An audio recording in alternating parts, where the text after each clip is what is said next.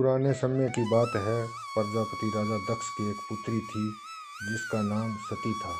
राजा दक्ष ने अपने पिता ब्रह्मा जी के कहने पर अपनी पुत्री सती का विवाह भगवान शंकर जी से कर दिया था। एक दिन राजा दक्ष घूमने की इच्छा से नैमिषारण्य में आए। वहाँ के सभी मुनियों ने उनका बड़ा आदर सत्कार किया। वहाँ सभी उपस्थित सभी देवी देवताओं दानवों ने उनको प्रणाम किया, परंतु भगवान शंकर जी ने उनको प्रणाम नहीं किया। राजा दक्ष ने जब इस ओर ध्यान दिया तो उन्हें बड़ा क्रोध आया, क्योंकि वे एक राजा थे।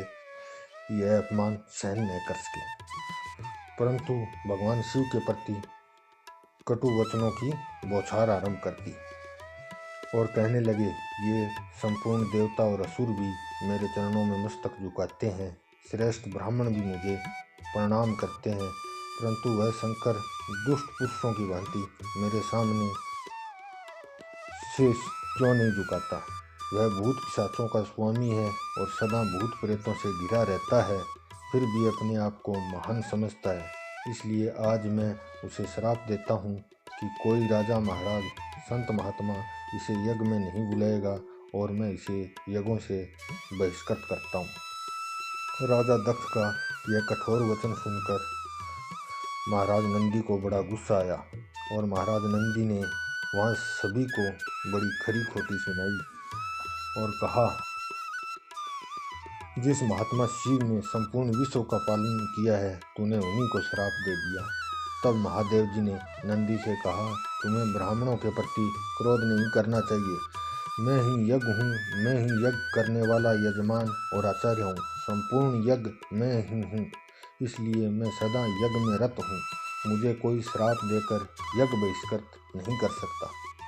भगवान शंकर के इस प्रकार समझाने पर नंदी महाराज शांत हुए और भगवान भजन में मगन हो गए। उधर मुनियों से गिरे प्रजापति दक्ष भी अपने स्थान पर चले गए और वे प्रणाम न करने वाले रुद्र को भूल न सके। बार बार उनकी याद कर क्रोध में जलने लगे और भगवान शिव ने के भक्तों में उनकी निंदा करने लगे। एक समय राजा दक्ष ने खुद एक महान यज्ञ का आयोजन किया। इस यज्ञ में उन्होंने बड़े बड़े तपस्वी ऋषि मुनियों को बुलाया। इस यज्ञ में वशिष्ठ जी, अत्रि, वामदेव, अगस्त्य, कश्यप, भृगु, दधीचि, भगवान वेदव्यास जी, भारद्वाज, गौतम तथा और भी बहुत से महर्षि आए। समस्त लोकपाल, गंधर्व तथा किन्नरों का भी आगमन हुआ। इस यज्ञ में सत्यलोक से लोकपिता ब्रह्मा जी तथा बैकुंठ धाम से भगवान विष्णु जी भी आए। इंद्राणी के साथ देवराज इंद्र, रोहिणी के साथ चंद्रमा तथा अपनी प्रिया के साथ वरुण देव जी भी आए। कुबेर जी पुष्प विमान पर, वायुदेव मर्ग पर तथा अग्निदेव बकरे की सवारी पर चढ़कर पधारे थे। इसी तरह सब लोग राजा दक्ष की यज्ञशाला में पहुँचे। दक्ष ने सबका सत्कार किया और उनके वहाँ विश्वकर्मा के बनाए अनेक दिव्य भवन थे।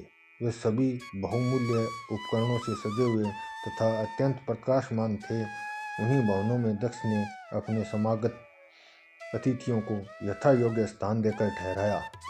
दक्ष वह महायज्ञ कनखल तीर्थ में आरंभ हुआ। अनेक प्रकार के कौतुक और मंगलचार के संपन्न करके दक्ष ने उस यज्ञ की दीक्षा ली।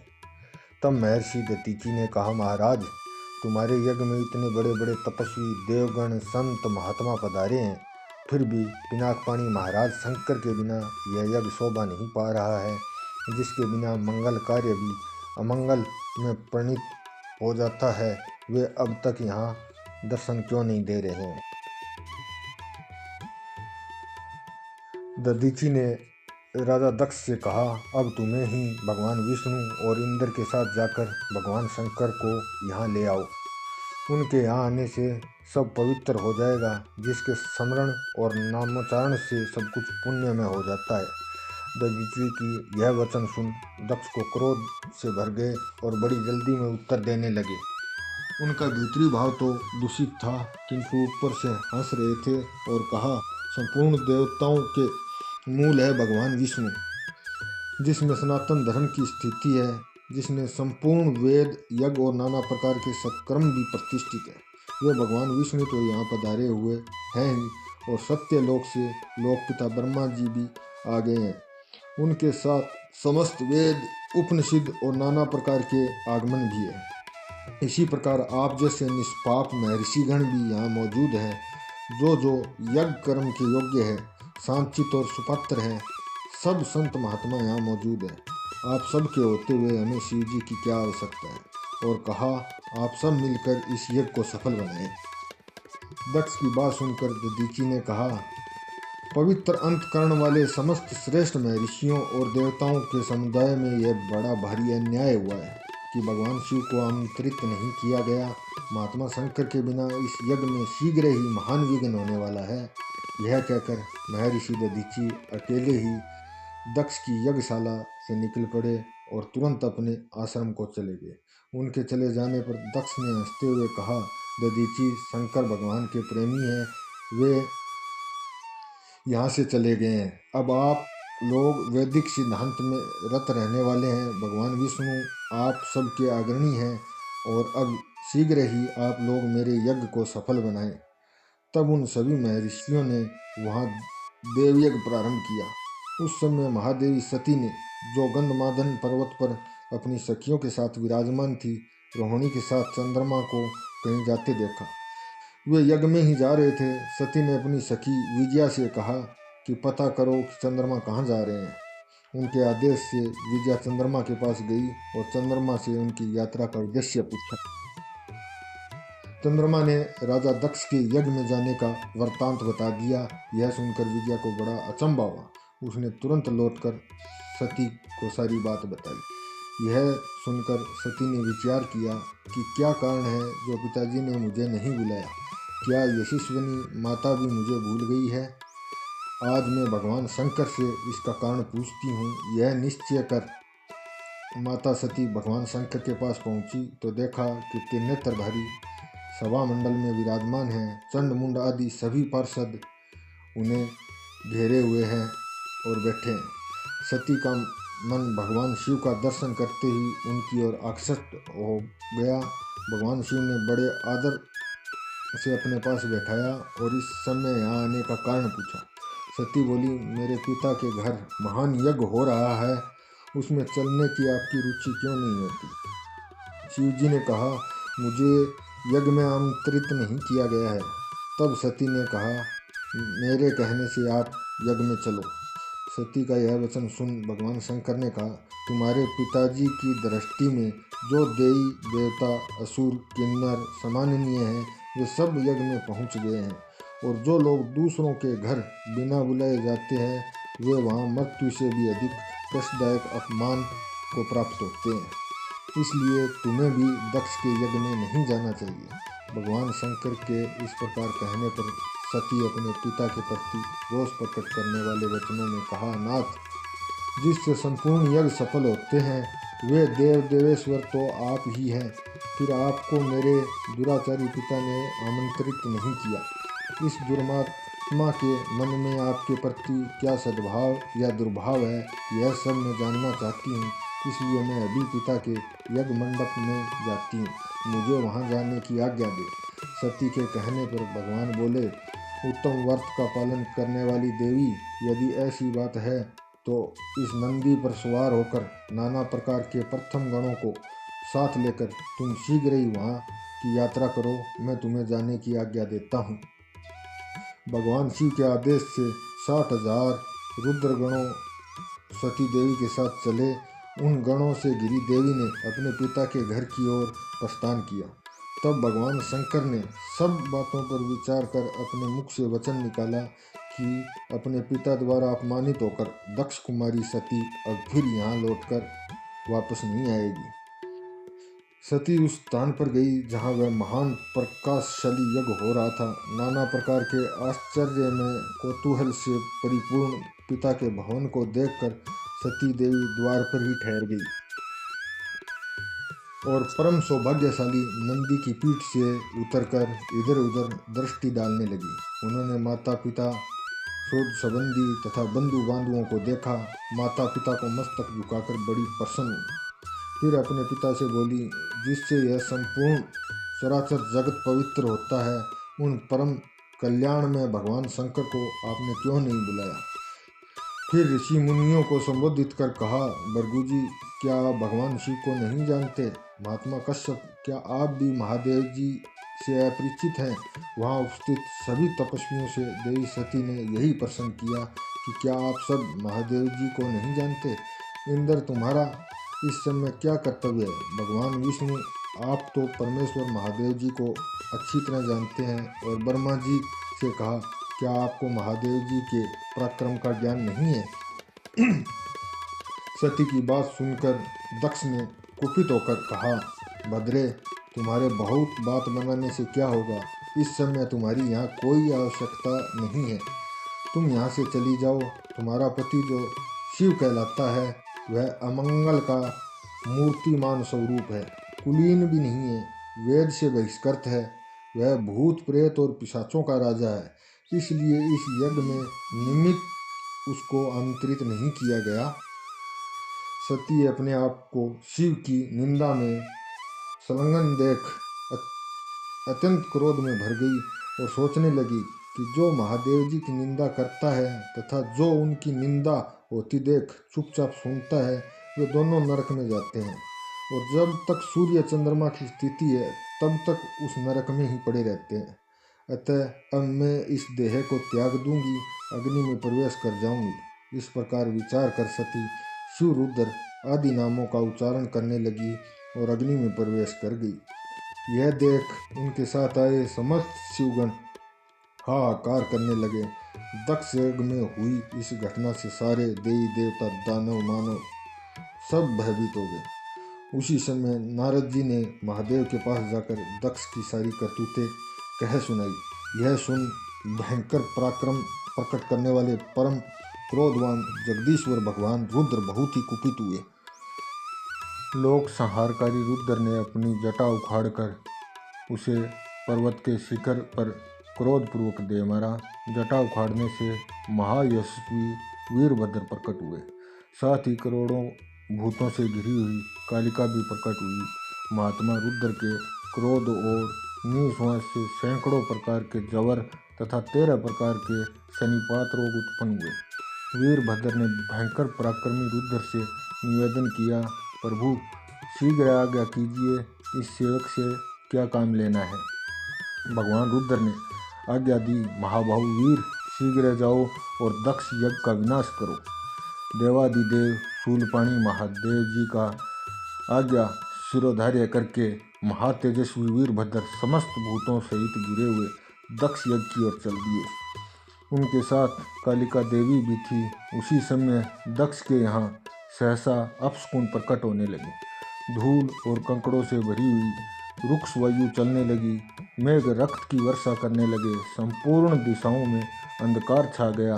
पृथ्वी पर सहस्त्र उल्कापात होने लगे। इस प्रकार से अन्य सूचक उत्पात वहाँ देवता आदि को दिखाई दिए। दक्ष को भी बड़ा भय हुआ। वे भगवान विष्णु की शरण में गए और विनय पूर्वक कहने लगे, महाविष्णु, आप हमारे परम गुरु हैं, रक्षा कीजिए, रक्षा कीजिए। सुरश्रेष्ठ, आप ही यज्ञ हैं, इस महान भय से मुझे मुक्त कीजिए। दक्ष के इस प्रकार प्रार्थना करने पर भगवान मधुसूदन ने कहा, ब्राह्मण, इसमें संदेह नहीं है कि मुझे तुम्हारी रक्षा करनी चाहिए, किंतु तुमने धर्म को जानते हुए महेश्वर की अवहेलना की है। महेश्वर की अवहेलना तुम्हारा सब कुछ निष्फल हो जाएगा। जहाँ अपूज्य व्यक्तियों का पूजन होता है तथा पूजनीय महात्मा का पूजन नहीं किया जाता, वहाँ 3 संकट अवश्य प्राप्त होंगे, दुर्भिक्ष, मृत्यु तथा भय। इसलिए सब प्रकार से यत्न करके भगवान शंकर को मनाना चाहिए। तुम्हारे यज्ञ में महेश्वर का सम्मान नहीं किया गया है, इस कारण यह महान भय उपस्थित हुआ है। इस समय तो हम सब लोग मिलकर भी इस भय का निवारण करने में समर्थ नहीं हैं। यह सब कुछ तुम्हारी दुर्नीति के कारण हो रहा है। भगवान विष्णु का यह वचन सुनकर दक्ष चिंतित हो उठे। उनका मुँह सूख गया। इतने में ही अपनी सेना से घिरे हुए महातेजस्वी वीरभद्र भी आ पहुँचे। उनके साथ काली, कालियानी, ईशानी, चामुंडा, मर्दिनी, भद्रकाली, भद्रा, तत्वरिता तथा वैष्णवी, ये 9 दुर्गाएं तथा भूतों का महान समुदाय भी था। शाकिनी, डाकिनी, भूत, प्रथमक, गुहाक, कुष्मांड, करपट, वटुक, राक्ष, भैरव, क्षेत्रपाल, राक्ष, यश, विनायक तथा 64 योगिनियों का मंडल, ये सब उस महान प्रकाश में यज्ञ मंड में सहसा प्रकट हो गए। भगवान शंकर के उन पार्षदों ने देवताओं के साथ युद्ध आरंभ किया। लोकपालों सहित देवताओं ने शिवगणों पर अस्त्र शस्त्रों से प्रहार किया। यद्यपि वे लाखों की संख्या में थे, तथापि इंद्र आदि लोकपालों ने उन्हें रण से विमुख कर दिया। उस समय देवताओं की विजय और यजमान के संतोष के लिए महर्षि भृगु ने शिवगणों के प्रति उच्चाटन का प्रयोग किया था। इससे उस समय देवता विजयी हुए। अपने सैनिकों की पराजय देखकर वीरभद्र को बड़ा क्रोध हुआ। उन्होंने भूत प्रेतों और पिशाचों को पीछे करके वर्ष भाष्य को आगे किया और समय भी आगे आ गए। महाबली वीरभद्र ने एक तीक्ष्ण त्रिशूल हाथ में लेकर देवताओं, यक्षों, दक्ष पक्षीय, पिशाचों, गुहाकों तथा राक्षसों को भी उस युद्ध में मार गिराया। समस्त शिवगणों ने त्रिशूल के आघात से देवताओं को गहरी चोट पहुंचाई। फिर तो संपूर्ण देवता पराजित होकर भागने लगे। सब ने एक दूसरे को छोड़कर स्वर्ग की राह ली। केवल इंद्र आदि लोकपाल ही विजय के लिए उत्सुक होकर वहां खड़े रहे। वे बारंबार बृहस्पति जी से पूछ रहे थे, गुरुदेव हमारी विजय कैसे होगी? तब बृहस्पति जी ने कहा, भगवान विष्णु ने जो बात बहुत पहले कह दी थी वह आज सत्य हुई। यदि फल स्वरूप में परिणित हुए कर्म का नियामक कोई ईश्वर है तो वह भी कर्ता का ही आश्चर्य लेता है। जो कर्ता नहीं उस पर वह अपना प्रभुत्व नहीं प्रकट करता। कर्म करने वाले को ही ईश्वर उसका फल देता है, न करने वाले को नहीं। वह ईश्वर केवल अनन्य भक्त से जानने योग्य है। परम शांति और संतोष से ही भगवान सदाशिव के स्वरूप को जाना जा सकता है। उन्हीं से यह संपूर्ण सुख दुखात्मक जगत जन्म और जीवन धारण करता है। इस समय तुम्हारी विजय का कोई उपाय दिखाई नहीं देता। इंद्र, तुम मूर्खता और लोलुपता के वश इन लोकपालकों के साथ यहाँ आ गए हो। बताओ तो इस समय क्या करोगे? ये परम सौभाग्यमान गण भगवान शिव के किंकर है। वे ही इसके सहायक हैं। ये महाभाग कुपित होने पर जब संहार आरंभ करते हैं तब किसी को शेष नहीं छोड़ते। बृहस्पति जी का यह वचन सुनकर वे संपूर्ण देवता, लोकपाल तथा इंद्र भी चिंता में डूब गए।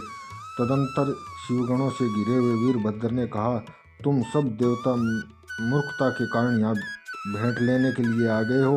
मेरे निकट आओ, मैं तुम्हें भेंट देता हूँ। सखे इंद्र, मित्रवर सूर्य, चंद्रमा, धनाध्यज कुबेर, पासधारी वरुण, मर्त्यो, यमुना के बड़े भैया यमराज, मैं आप लोगों के तर्पति के लिए शीघ्र ही भेंट अर्पित करूँगा। ये कहकर क्रोध में भरे वीरभद्र ने सब देवताओं पर बाणों की बौछार आरंभ कर दी। उन बाणों के आघात से पीड़ित होकर वे सब के सब 10 दिशाओं में भाग गए। लोकपालकों और देवताओं के पलायन कर जाने पर भगवान विष्णु भी चले गए। फिर वीरभद्र अपने गणों के साथ यज्ञशाला में आए।